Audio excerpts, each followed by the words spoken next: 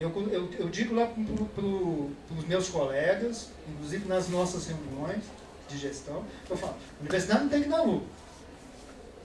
A função dela não é dar lucro. No entanto, nós não podemos trabalhar no vermelho. Nós temos que buscar recursos para manter a vida institucional. E pesquisa cara, em qualquer lugar do mundo, como que eu já falei anteriormente. Então, a minha observação em relação ao doutorado à distância, que está em discussão, é exatamente nesse ponto. Com essa perspectiva que eu tenho, mas eu também não sou o dono da verdade, eu vejo, né, como um retrocesso no sistema como que eu acho que vai se perder esse ecossistema que as universidades ainda não constituíram e precisam constituir.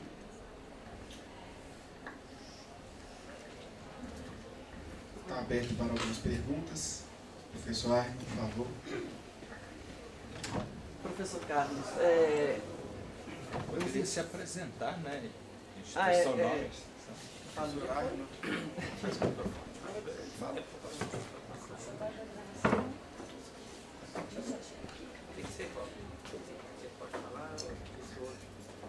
Pode falar.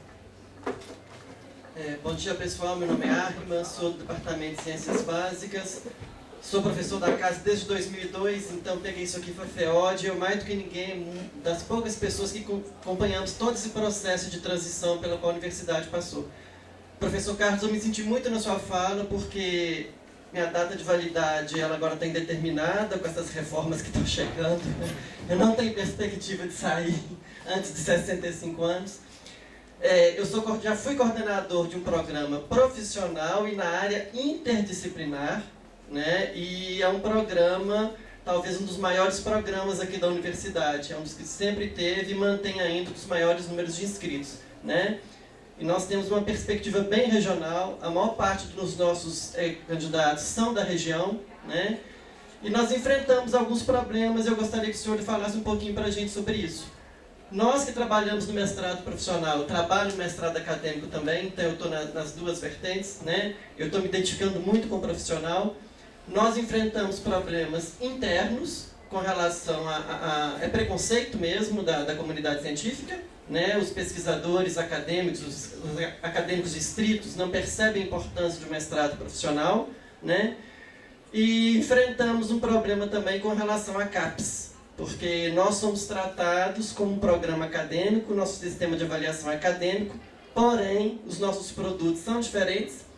Nós trabalhamos com muitos programas regionais, com servidores da Secretaria de Saúde, e nós não conseguimos publicar em revistas de impacto, porque os nossos trabalhos são muito regionais. Então, qual que é a perspectiva do senhor, tanto de avaliação institucional da própria Federal de Uberlândia, a experiência que vocês têm lá, e com relação ao sistema de avaliação de pós-graduação da CAPES para o mestrado profissional?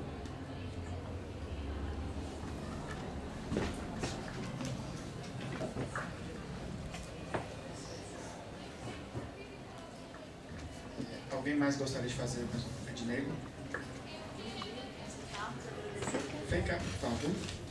A gente vai fazer de 3 em 3.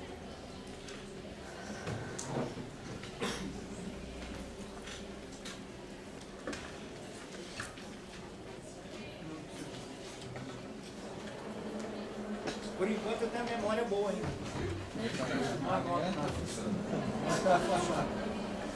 Bom dia a todos. Agradecer aqui ao professor Carlos, a Sintegra, pela mesa. Bastante importante para as discussões aqui da nossa universidade, da nossa modalidade de ensino, inclusive a pós-graduação. Meu nome é Edneila, sou professora no curso de História. Estou também na pós-graduação, no programa de Estudos Rurais, um programa interdisciplinar bastante novo. Então a gente está aí dentro dessas discussões aí de remodelação, dos desafios. E minha pergunta é direta em relação à questão que o senhor traz sobre a modalidade de entrada, né, dos candidatos nos cursos de pós-graduação. Né? O senhor referiu uma crítica ao modelo colocado, então gostaria de ouvir a sua proposição. Inclusive isso é um debate colocado, principalmente no nosso programa de Estudos Rurais, a gente está aí com as discussões sobre essas modalidades de entrada. Então, gostaria de ouvir sobre isso. Obrigada.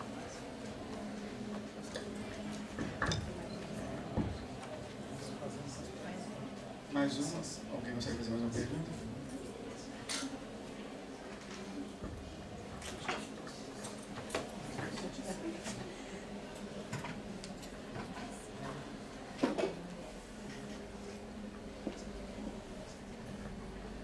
Bom dia, meu nome é Janaína, também sou do Departamento de Ciências Básicas, né? Também gostaria de parabenizar pela fala, professor Carlos. Sou muito recente aqui na universidade, né? Então eu estou ainda entrosando, né, com os professores, cursos, né, de pós-graduação também. E eu queria voltar no ponto que o senhor falou muito, né, que é a questão de trabalhar nessas caixinhas, né, nesse individualismo. Minha formação toda, né, foi dentro de Universidade Federal, mas eu estive durante um período relativamente razoável, né, em centros de pesquisa, né? Então eu passei por centros de pesquisa como o LNLS lá em Campinas, em Embrapa, né? E o que eu percebia lá é um trabalho muito forte em equipe, né? Então, por exemplo, eles montam uma estrutura de uma área que para 15 pesquisadores trabalharem juntos, né, 10, 15, e com isso eu percebo assim que o trabalho ele anda mais rápido, né? O primeiro ponto é essa questão de ver um produto, de ver um resultado, né? Então acredito que isso aconteça na Fiocruz, outros centros também, e consequentemente a formação de recursos humanos e de publicação, né? Porque trabalhando em equipe, um trabalho, por exemplo, na minha área, que é de biologia molecular, que você leva 5, 6, 7 anos para concluir, trabalhando em equipe você consegue reduzir custo, tempo, os equipamentos são muito caros, né? Reagentes, então você consegue compartilhar de um mesmo ambiente, então geralmente são laboratórios maiores, compartilhados, né?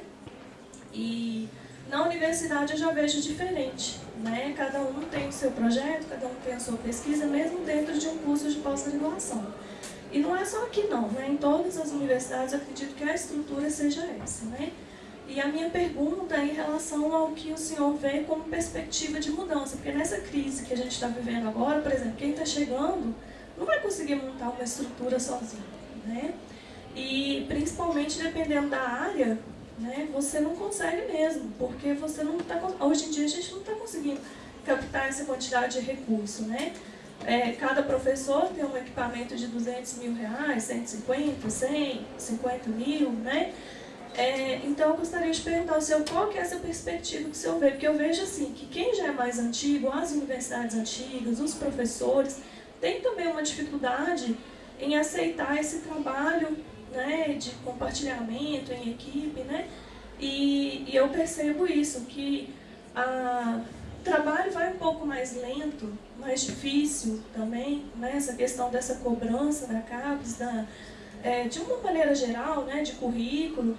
Então eu vejo essa preocupação muito grande com o currículo Lattes, né? Cada um tem que ter sua pesquisa, seu número de orientados, né? Mas trabalhando nessas caixinhas eu vejo uma dificuldade grande em relação ao momento que a gente está vivendo, né? Essa situação atual. Então eu gostaria de perguntar para o senhor qual que é essa perspectiva que o senhor vê, talvez até dentro da CAPES, de incentivar mais, né, essa questão desses grupos de pesquisa, de trabalhos em equipes, até entre universidades, né? Porque eu também acho isso muito importante hoje em dia, apesar de eu estar aqui, mas ainda tem essa relação com pessoas que estão em outros centros de pesquisa também, e eu vejo que isso se torna mais fácil, né, do que estar isolado, sozinho. Então, qual que é a perspectiva que o senhor vê, assim, para um futuro próximo, né, de uma mudança em relação a isso, se há essa viabilidade também, né? Obrigada.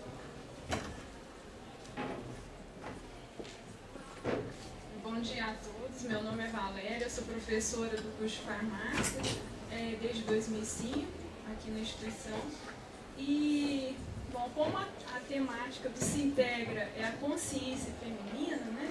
Então eu trouxe aqui para a mesa a questão da mulher na ciência, né? A pesquisadora, mãe, né? O tempo que a gente gasta, né, com cuidados de filhos, né? E essa dedicação à ciência não é fácil, né? Eu falo por mim mesmo que eu tenho gêmeos, né? Então eu perdi um tempo, assim, depois que eu tive filho, né, que eu não consegui me inserir mesmo no programa de pós-graduação, por ter que dedicar mais tempo aos filhos, né? Então, essa questão é muito forte, né, na vida da mulher pesquisadora. Então, o que a banca pensa a respeito disso também? E eu concordo com a professora, né, que falou das caixinhas, porque eu terminei meu doutorado, eu cheguei na universidade, achei que os próprios professores iam me acolher mais, ia ter uma integração maior, né, depois que a gente termina o doutorado, ia integrar mais, e eu vi que isso não aconteceu, né? Então cada um continua na sua caixinha, né? Então eu acho que tem que ter uma integração maior. Tá? Obrigada.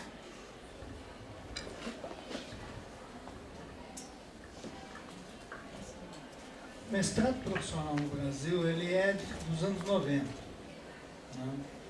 A discussão da pós-graduação profissional, vamos chamar assim. Ela ganhou força em 2009, agosto de 2009. Né? Na época, o ministro da Educação, Fernando Haddad, né, ele assinou um decreto. Houve uma reação enorme da comunidade científica. Fizeram uma comissão, fizeram moção de repúdio, fizeram não sei o quê, foram no gabinete deles. Eu fui colocado numa comissão dentro da ANPET, né, para discutir como que a educação poderia participar do mestrado profissional. Aí eu fui voz derrotada dentro da comissão, porque eu era a favor e o resto da comissão era contra. Deu um B.O. do campo. Um B.O. Fiquei numa assembleia até 3 da manhã. A Assembleia da Educação tem até essas coisas surrealistas. Vai até 3 da manhã. Mas é cultural. E o modelo, aí foi a grande fase. Se eu quero avaliar, eu acredito que não tem que ter avaliação distinta. Eu acredito que a natureza do trabalho é distinta. E eu avalio a natureza do trabalho. Agora eu não avalio a forma da posse. Né? Então eu tenho a mesma forma de avaliação para naturezas distintas. Né? Isso está sendo corrigido aos poucos. Não na velocidade como se imagina. Tá? Nas próximas avaliações, isso já vai estar minimamente atenuado. Né? Internamente, aí é só o tempo. Porque para essa cultura da resistência ser quebrada, eu tenho que criar os mestrados e os doutorados. Aliás, eu falei, né, durante a minha exposição que eu acho que não tem que ter essa segmentação, né, acadêmico e profissional. É a natureza do trabalho que já vai indicar a natureza dele, né, aquilo que ele está mais devotado. Né? Então, eu vejo, né, essa primeira dificuldade. A questão de como que eu quantifico, né, que é a mesma métrica, né, isso aí é a comunidade que tem que brigar. Veja bem, o professor disse, a CAP somos nós, a CNPq somos nós. Olha, então é a comunidade, na hora que faz a indicação dos seus representantes, né, junto aos fóruns, que tem que ter um posicionamento para que haja essa mudança. Mas primeiro a comunidade ela tem que estar ciente do que ela quer. Ela quer o mestrado, eu acho que ela tem dúvida, o mestrado ou o doutorado acadêmico. Já melhorou muito. Já melhorou muito. Internamente na UF, quando se discutiu lá a questão dos mestrados profissionais, no primeiro momento eu imaginei que as engenharias todas iam abraçar. As engenharias não tem nenhum. E olha que lá tem engenharia. Eu não vou lembrar que as engenharias lá tem 6.000, quase 7.000 alunos. Não? Nenhum. Agora foi a opção deles. As licenciaturas, que eu achei que ia ter a maior resistência, e tiveram a maior resistência, elas são que mais integraram nos profissionais. Então, eu tenho o Prof. Artes, o Prof. História, o Prof. Não, o Prof. Bio, não. O Prof. Bio estão pensando em entrar. Prof. História, Prof. Artes, Prof. Letras, né? O Prof. Letras. E tem mais 4 que é periundicário. O que eu falo? É isolado, é caixinha. Poderia estar integrado em outros. Tá? E tem um em comunicação também. Tá? Então eu tenho 9 mestrados profissionais lá hoje. Né? Tem uma tendência, com essa flexibilização, nos critérios de avaliação, não é flexibilizar, a gente não pode entender o mestrado profissional como algo menor. Ah, eu não vou pedir tal produto. Não, eu tenho a natureza do produto que é diferente. Então eu avalio aquela natureza. Eu acho que aí é que está a dificuldade. Né? É fazer essa transposição entre o que o acadêmico, ou tradicionalmente, que eu acho também que algumas coisas têm que ser alteradas, mas o que eu avalio no acadêmico, o que eu avalio aqui. Eu não estou avaliando o qualis. É isso que eu quero deixar claro. Eu estou avaliando a natureza do produto. E a natureza do produto é o seguinte, que impacto que ele tem. Que é uma dificuldade também. Então, é nesse caminho que eu penso que nós devemos prosseguir. Tá? E trabalhar. Tá? Trabalhar, fazer seminário. Às vezes, olha, os seminários também, internamente, os debates internos das instituições, eles são muito isolados. Né? Eles têm que ser mais integrados entre essa multiplicidade de atividades que acontecem. Então, esse é um aspecto. Tá? Os modelos de ingresso. Os modelos de ingresso é que a gente reproduz. A gente tem o Enem para entrar, ou vestibular, e tem o Enem da pós, ou vestibular da pós. Depende do freguês. Né? Eu não vejo uma integração entre pós-graduação e graduação. Sabe? Não há uma integração, mas a gente tem iniciação científica, a gente tem isso. Bom, mas a gente tem isso... Todo mundo tem iniciação científica? Eu acho que tem que ter mais integrado o pós. São 2 mundos à parte. Aí eu tenho que fazer seleção. Né? Eu imagino, veja bem, a pós-graduação ela não é algo interno apenas à instituição. Ela é, né, abrangente, ela é regional, ela é nacional, e ela tem que ser internacional. O ingresso tem que ser internacional.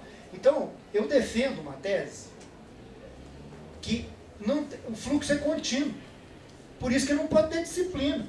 Se você pegar a pós-graduação hoje no Brasil da maneira como é, ela tem o fluxo normal, ela tem lá o mesmo registro, ela tem o calendário, ela tem isso, ela tem aquilo. Nós funcionamos num outro patamar ou com outra dimensão de pós-graduação, mas nós usamos todo o modelo da graduação em termos acadêmicos. Veja bem, pós-graduação é assim, pós-graduação é dinâmica. Eu tenho que ter fluxo contínuo de ingresso. Ah, mas como que a universidade vai fazer a gestão acadêmica? Ela se vira, tem que criar sistema.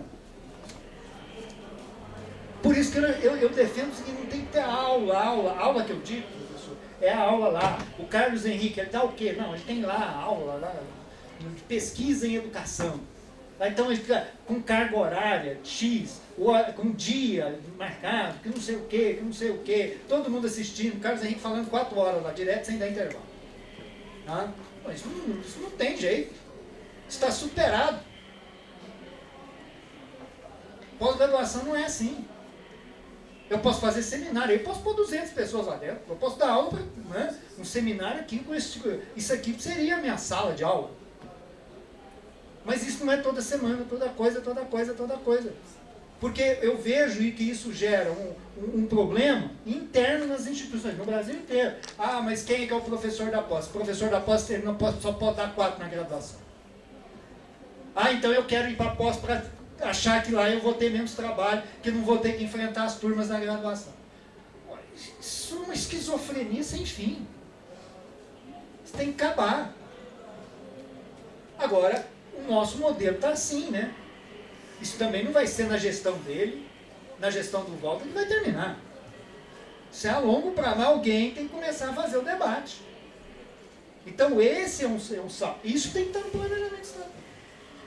Eu já estou criando lá, o professor citou, ensino de livro. Eu estou criando lá, já estou sendo chamado de entreguista. Mas não faz mal. Com a pós-graduação toda em inglês. Mas eu não impus isso. Imagina que loucura seria da minha parte. Eu falei, mas quem tem condição de fazer isso? Eu vou perguntar quem tem condição de fazer. Ah, eu tenho. Odontologia. Falou, eu posso fazer. Então, vamos fazer o teste. Uma outra após lá falou assim, vamos testar o fluxo contínuo de ingresso? Vamos testar, ver se pega. Porque tem pós-graduação que tem dificuldade de aluno. Hã? Não, eu tomo café com a procuradora. Depois deleta isso. Mas tem que ser, ué. Então você faz fluxo contínuo. Porque, veja bem, esse programa, professor, ele está no processo de internacionalização, no print. Como que eu vou captar aluno dos Estados Unidos vou usar uma brincadeira. Nós estamos no outono, eles estão na primavera. Calendário totalmente diferente. Não só o calendário físico, o calendário da natureza, mas principalmente o calendário social. Os caras vão chegar agora, tchau, só voltam em setembro. Setembro nós estamos no meio do nosso semestre letivo. Como que eles vão assistir? Por isso que eu acho que não tem que ter aula, tem que ser fluxo contínuo. Então a gente pode começar a fazer testes. Agora vocês é que tem que definir, ó, o professor Murilo, o professor Josiane, esqueci o nome da professora, a professora Tereza, olha, professor Cláudio. Vocês descentam, definam, ó, vamos fazer o teste aqui, ó, ver se dá certo. A instituição, ela tem uma vida, ela tem as suas particularidades. Agora, eu acho que fica muito confortável assentar em modelos. Não vejo, assim, eu acho um retrocesso. Para após. Deixar bem claro, para após não é assim. Acho que tem que ter um fluxo mais fluido. Fazendo um trocadilho. CNPq, as agências de fomento, professor, elas incentivam o modelo da caixinha. Elas incentivam. O PQ, a senhora a senhora tem a taxa de bancada, a senhora tem a bolsa. E a senhora manda a bolsa. E a senhora tem que colocar uma equipe, mas a equipe nem está lá no negócio da senhora. Só consta o nome. Tanto esse negócio começou a dar tanto problema que o CNPq agora pede uma declaração que você realmente está no projeto. Eu pegava o professor Josiane, falo, professor, ó, eu vou te colocar lá no projeto, mas eu preciso do seu currículo. Tá? Então as próprias agências, e mudaram isso, hein? Isso foi mudado final dos anos 90. Que nos anos 90 os projetos PQ eram um projeto coletivo. 15 professores, os 15, se o projeto fosse contemplado, poderiam ter bolsa. Eles poderiam excluir, eu vou dar bolsa para o Josiane, para o Murilo, para a Tereza, para o Cláudio, e não dou bolsa para o Carlos Henrique. Aí, olha só, na época, não era justo, né? Se eu estou na equipe, vou ter que trabalhar. Aí o professor Josiane tirava uma parte da bolsa dele, o professor Murilo, o professor Tereza, o professor Cláudio, para fazer uma bolsa para o professor Carlos Henrique. Isso ampliava a solidariedade. Ampliava. Aí vem um procurador, bolsa intransferível. Mas os caras acertam, né? Também o pessoal não precisa alardear. Eu dou e não preciso falar que estou dando. Né? Aí o CNPq falou, não, agora passa a ser individual. Então, os editais universais. Individual. Então, isso motiva as caixinhas. As próprias agências, elas motivaram o individualismo. As próprias agências. Então, eu tenho que mudar, antes, a forma de financiamento. É uma coisa que eu estou brigando muito. Né? Vou estar com o professor Evaldo agora. Vamos tentar mais uma vez, mudar o modelo de financiamento, né, quando a FAPEMIG recuperar um pouco, mas mudar o modelo de financiamento da pesquisa no Brasil. Pesquisa no Brasil, eu tenho que ter coragem, me desculpe o que eu vou falar agora, eu tenho que parar de fazer assistencialismo científico e fazer pesquisa. Eu tenho que parar de dar recurso de 10 mil, de 8 mil, de 5 mil, que não dá para nada, dependendo da área, não dá para nada, e começar a financiar 100 mil, 150 mil. Mas eu não posso colocar isso na mão de uma pessoa só, porque ela vai fazer aquilo que ela faz com 5 mil, privatizar o recurso. Eu tenho que fazer o seguinte, não, eu vou pôr 300 mil tem que ter um coordenador, eu vou pôr 300 mil na sua conta, mas eu quero o resultado dos seus 15, dentro do escopo do projeto. Aí eu tenho que mudar, aí eu começo a mudar a cultura. Da mesma maneira que tem a cultura lá no profissional, eu mudo a cultura das caixinhas. Aí muda a cultura dos programas também. Que no Brasil, eu dou muito dinheiro, mas é muito dinheiro que às vezes dá pouco retorno. Porque ele se torna assistencialismo científico. Eu não posso fazer isso. Eu chegava lá na época do Zé Policarpo e falava, Zé, isso aqui é louco, eu estou aprovando X projeto, olha aqui, na minha área lá, né? 8 mil reais, quem que vai fazer com isso? A gente tem que fazer projetos integrados por faixa. E aí você fala, o projeto vai levar 100 mil. Que aí você tem que até cobrar. Agora, como que eu vou cobrar se eu dei 8 mil para o cara? Ele me apresenta uma apresentação de trabalho no exterior, eu tenho que aceitar. O dinheiro foi tudo. Se brincar, não dá.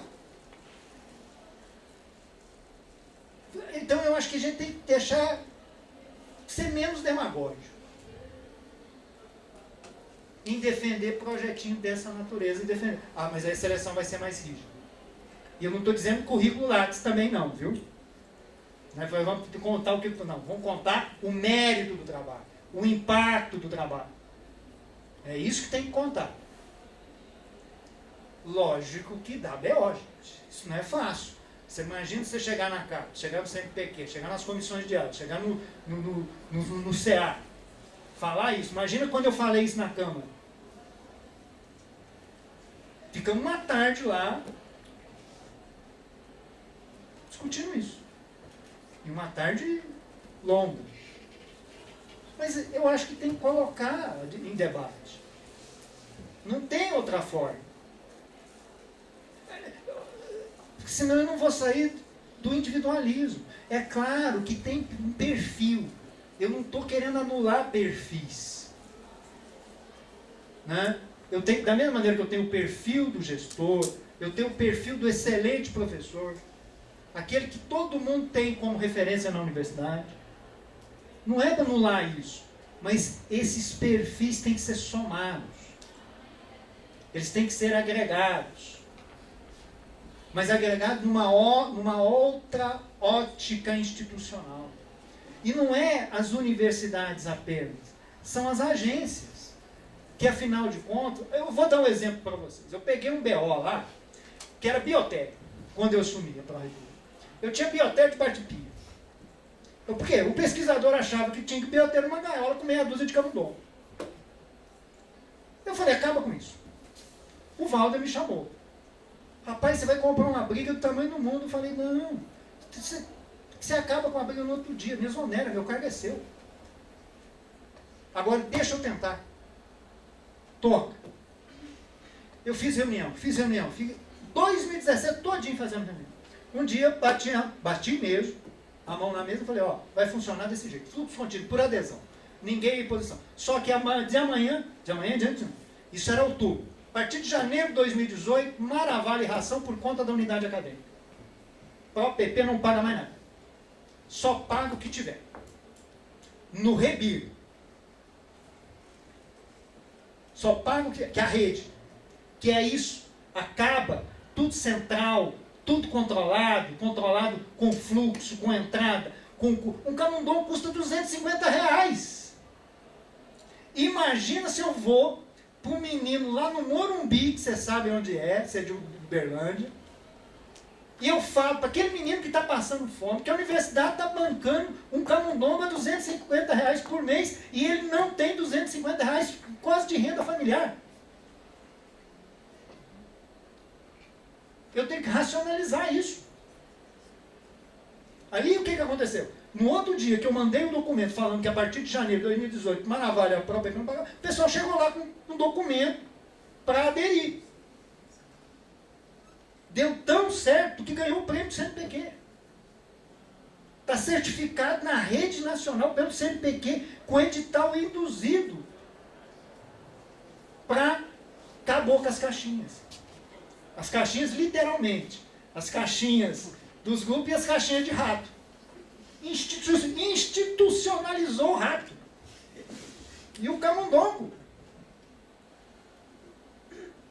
Tá, outro BO, FINEP. Já que a gente está falando em BO, vamos lá. FINEP, como que é feita a distribuição? Ah, FINEP dá o X-ton. Aí divide já os laboratórios bonitinho. Eu acho que não tem que dividir. O laboratório tem que estar onde? Na reitoria. É a reitoria que faz a governança. Ela é que faz a governança do espaço. O laboratório da FINEP tem dono hoje. Ele tem CPF, ele tem que ter CNPJ. Senão eu não vou acabar com as caixinhas. Aí o que aconteceu? Inauguraram um prédio lá no Moarama. Eu estava em Genebra. Começaram a falar, estão ocupando o prédio. Ué, mas o prédio já foi inteiro? Não, ocuparam o prédio. Aí ocuparam, cada um com a chave. Aí um pesquisador chegou e falou, não, eu não quero, eu quero a sua chave, eu vou te entregar a chave. Eu falei, tá, eu não vou discutir aquilo que está acordado 10 anos atrás. Tá, então vamos criar a rede. Aí fui em pesquisador, professor, o senhor podia ceder o equipamento para aquele espaço? E fui um em um, 4 meses reunindo. Hoje tem lá quase 10 milhões de equipamento, porque eu ampliei de 1 para 4 espaços. E está sobre a governança da Pró-Reitoria. O que isso gera? Toda a manutenção eu estou trazendo para a gestão. Ele não vai ter que ficar com o negócio parado lá. Para por causa da burocracia, às vezes. É um prédio de 5 andares.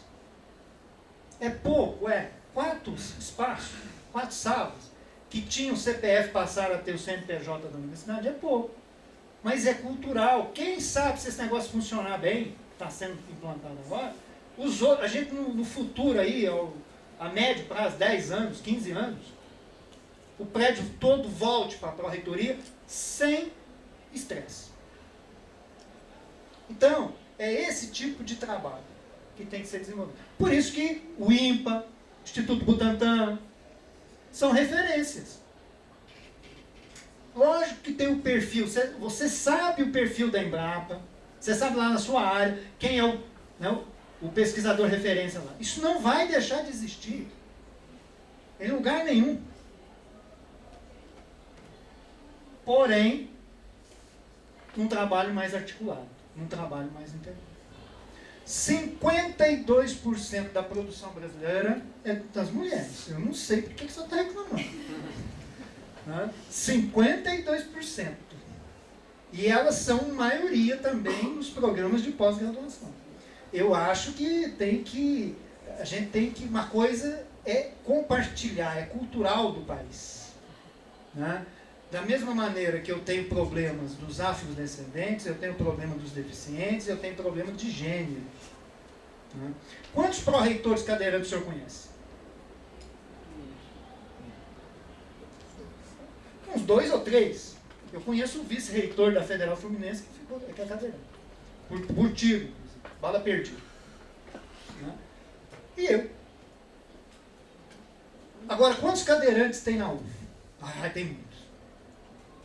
Mas por quê? Não é ter uma equidade melhor.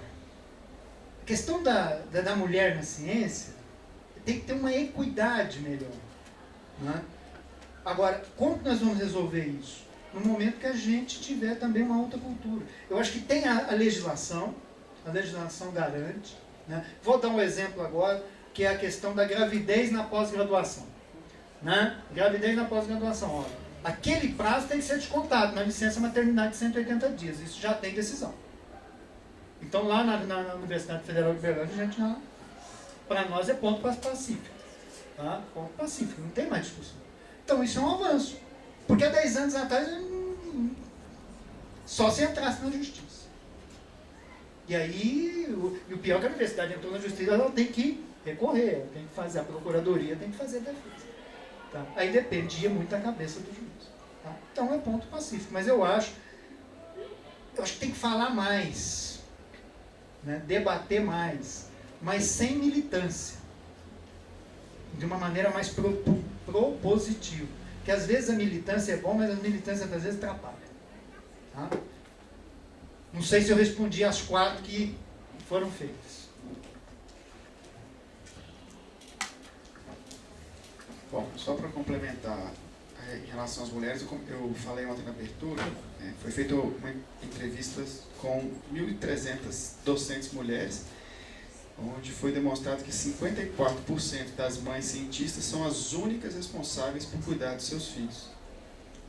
E a partir disso, o CNPq incluiu um campo no Lattes para inserir os períodos de licença maternidade e paternidade. O CNPq ele quer verificar o impacto da maternidade na carreira científica das mulheres. Então, a gente vai ter no futuro um resultado sobre isso. Bom, acho que eu vou encerrar devido ao horário. Professor Carlos, pode fazer. Acho que a fala me inspirou, viu? Dizem que lembrar o passado é sofrer 2 vezes, mas eu acho que essa visão do pessimista, porque eu posso lembrar o passado e me alegrar 2 vezes. Assim, eu queria colocar duas coisas. Ontem me lembrei de uma história e como o nosso reitor está presente, eu acho até que é bom falar.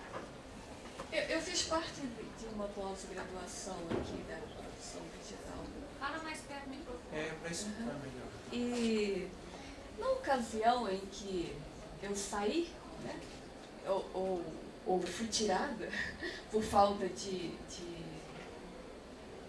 estar em dia com a publicação, eu me lembro que eu, ligeiramente, um pouco antes, eu estava com os projetos e numa ocasião específica que tinha 12 bolsistas, né, só sob a minha orientação, e